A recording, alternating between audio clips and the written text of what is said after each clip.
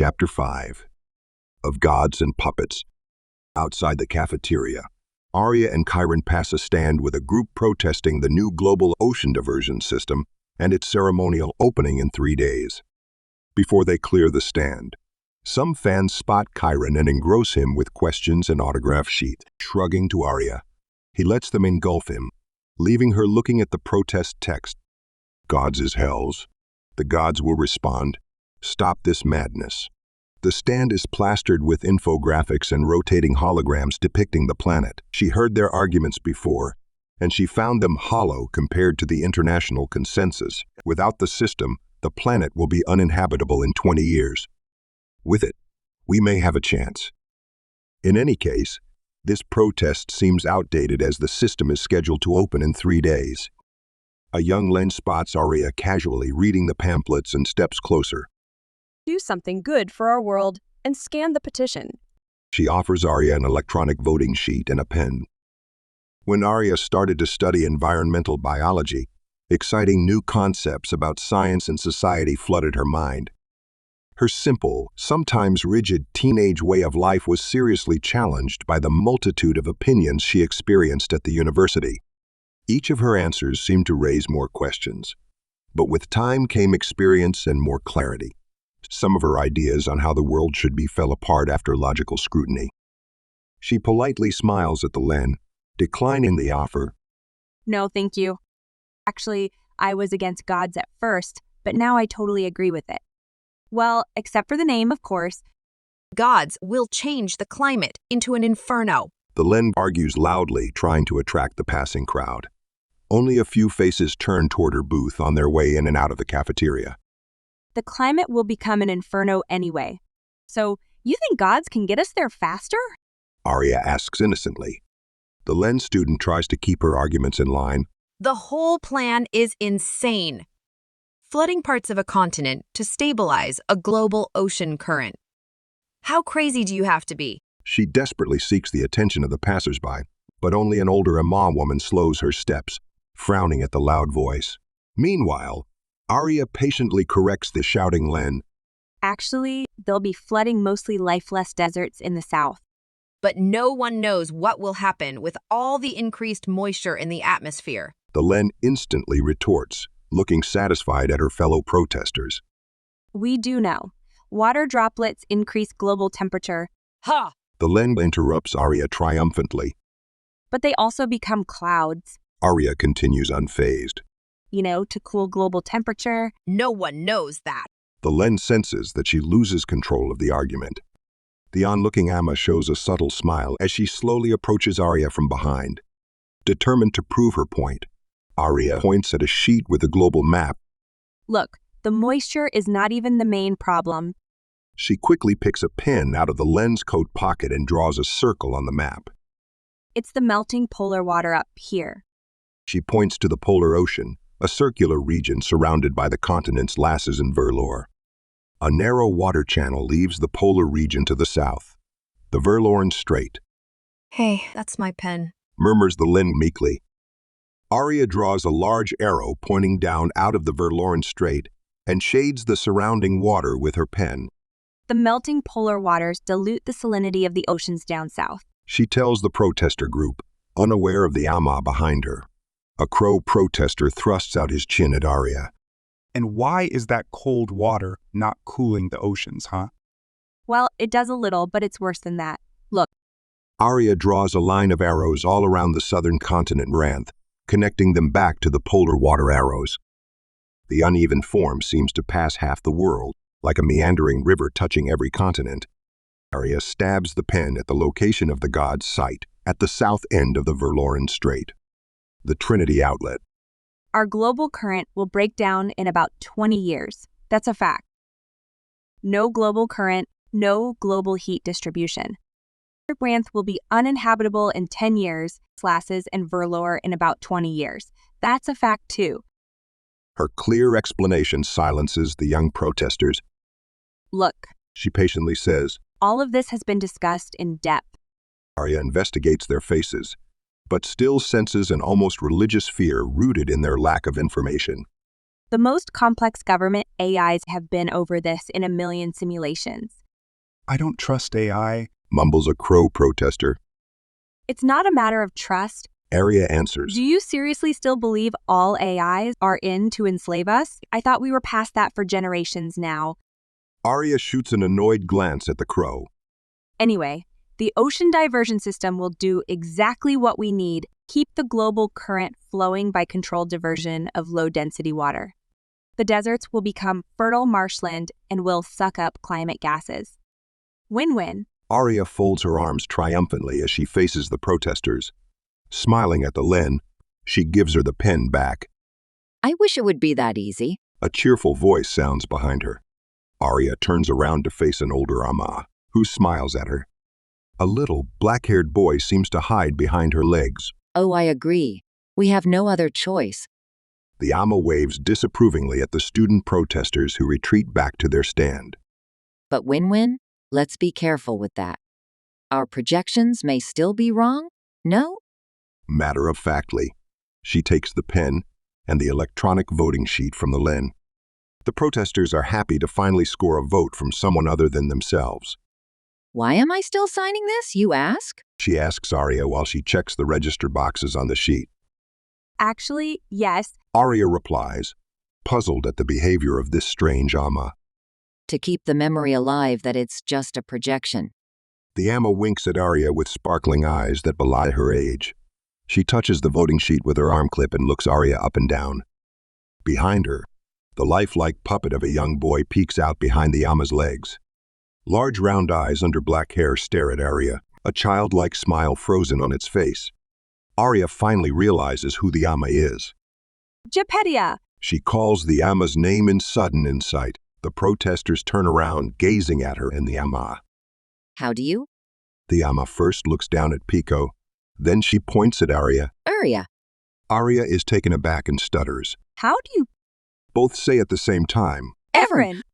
They burst into laughter about their high-speed deduction. The protesters look at them and their puppet like unwelcome strangers. Chiron, having finally staved off the last of the fan group, joins Arya at the stand. He looks questioningly at Arya and the Amma. A puppet peers out behind her legs, fixing Chiron with its big round sensors. And you must be Chiron. The Amma concludes, but Arya scolds her. Hey, that was too easy. His body size gives him away. Everybody knows him, and his cute smile. Arya winks at the older Amma, who smiles back at her. Greeting the Amma with a nod, Chiron says, G.O.D.S, right? Crow, you're on fire today. Arya grins at Chiron for his correct inference. Chiron shrugs and looks at the puppet. Everin has told me a lot about Pico. Arya waves at the puppet, but the protesters' curiosity in Pico is not to G.O.D.S' liking. She draws Arya close. Please do not address Pico in public. You know, it's not legal. G.O.D.S. shrugs, with an embarrassed glance at Arya, putting her arm protectively around Pico's shoulder. Arya nods in understanding. The ban on foundational AI robotic systems in public areas was enforced before she was born. Her Amma mom showed her clips of her own now deactivated toys that were true friends for her as a child. Let's take a walk through the park, shall we? G.O.D.S. suggests. I told Everin to meet me there. We have some printing to attend to. G.O.D.S. motions for both Chiron and Arya to follow her. Oh, Ev is here too. Nice. Chiron is pleasantly surprised to see both his triple partners during the daytime. Lately, the three of them have not been together for days. As they walk back through the sandstone arch, Arya looks at Pico and feels a bit let down. She watches the puppet walk next to G.O.D.S., its rigid, puppet-like steps, head and arms hanging motionless at its sides. Disappointed, she thinks. This is the unbelievably amazing AI you're raving about, Ev. G.O.D.S. notices her doubtful expression and nudges Arya with her elbow. It's camouflage. She says quietly. Glancing around, she whispers, Pico is fully aware of his illegal presence here. He just hides in plain sight. That's why he walks so funny. Perfect mimicry. Yes, Pico is puppet. The puppet says. Nothing to see here. Pico's quiet voice sounds from its smiling face as they walk across a plaza featuring a large world map as an inlaid mosaic. They walk over the southern continent Manth and past the Trinity outlet that separates Lasses, Verler, and Manth.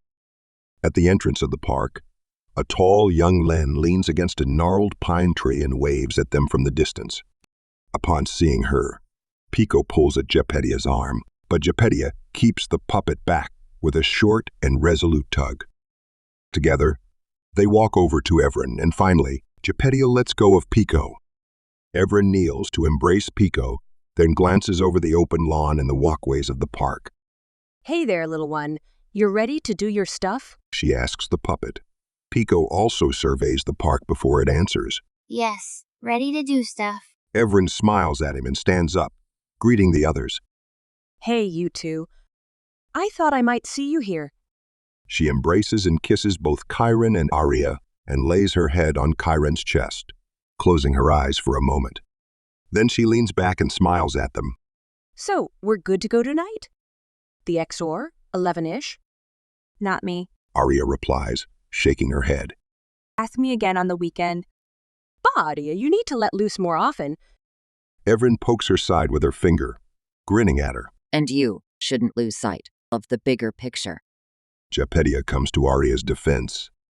Maybe you should try to widen your mental frame by enlisting for some courses here.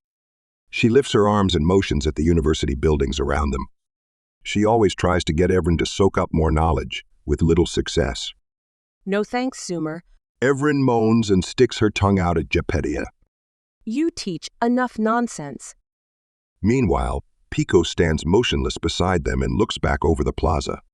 Why do people call it G.O.D.S? The puppet inquires with a quiet voice. What do you mean, Pico? Gepettia asks back.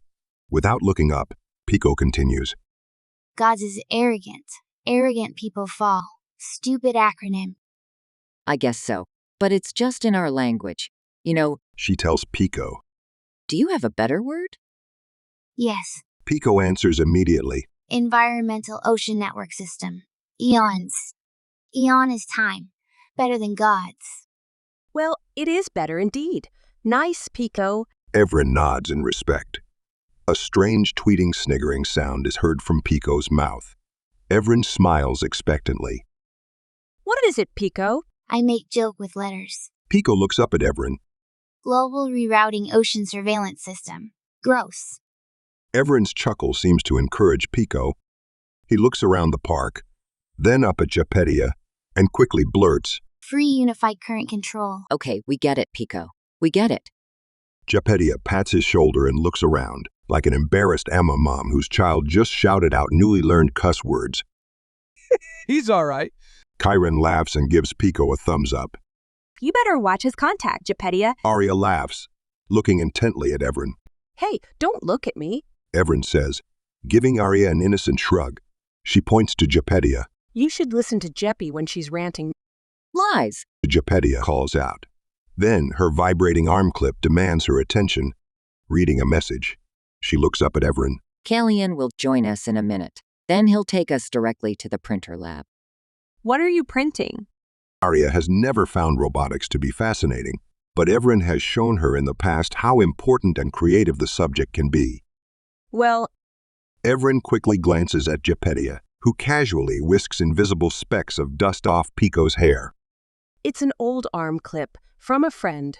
We want to see if Pico can repair it. Aria nods and looks at Pico, then back at Evren. I see. She nods again casually and sighs to herself. Oh, Ev, you're such a bad liar. I don't care what illegal gadget you tinker with now. It's the dishonesty that hurts. She remembers her triple with Raylan and how Evren always withdrew when her quarrels with Raylan became intense. Leaving Raylan and Aria alone with their contrary views on life was not helpful at all. As three, they were balanced and the edge of direct confrontation was always buffered by one of them. As a couple, not so much. Calcalian! Over here! Gepettia's loud call pulls Aria out of her thoughts. She looks over the plaza and sees a crow walking up to them. His dark skin and black eyes reveal his Verloran descent, and the strange organic patterns on his wide tunic seem to shift with every move. With a big grin and arms held out wide, He greets Gepedia with a big hug. Jeppy, so good to see you. He steps back and waves at Pico. Hey Pico, how are you, you little rascal? Hello, Kikalian. Pico replies neutrally. Its present focus lies on Arya and Chiron, moving its head back and forth between them. Well, maybe later. Kolian shrugs as Pico seems not interested in him at the moment. He accepts Pico's sometimes non-human behavior as what it is, a non-human sentient being. Arya, Chiron, and Evern check their displays and share their latest news about their lives, while Kikalian fills in Gepedia on the latest university gossip. After a while, Kikalian checks his arm clip and nods to Gepedia. Well, the floor is yours, Jeppy. Let's go. I really want to see if he can do it. He murmurs, gazing at Pico. Gepedia claps her hands excitedly. Okay, let's make it happen, Cap'n. Evren hugs and kisses Arya and Chiron goodbye and reaches for Pico's hand. Come on, Pico. Let's print. Okay. Pico replies and takes Evren's hand. The puppet looks up at Arya and tells her, You are beautiful, but I like your mind better. Arya is baffled and stammers. Error. Thank you? She feels like one of her plants in a tomograph scan. You're welcome. I like Chiron too. Goodbye, Arya and Chiron. Pico walks away, falling back into its rigid puppet walk. Chiron watches the puppet walk away and frowns. Did you see how he looked us up and down? Kinda creepy if you ask me. Pico isn't creepy. Arya says. He's just different. I guess he has no training sets for manners and Gepedia does not seem to care. She shrugs her shoulders. Maybe Pico needs more friends. Will Pico be successful? Yes, I will be.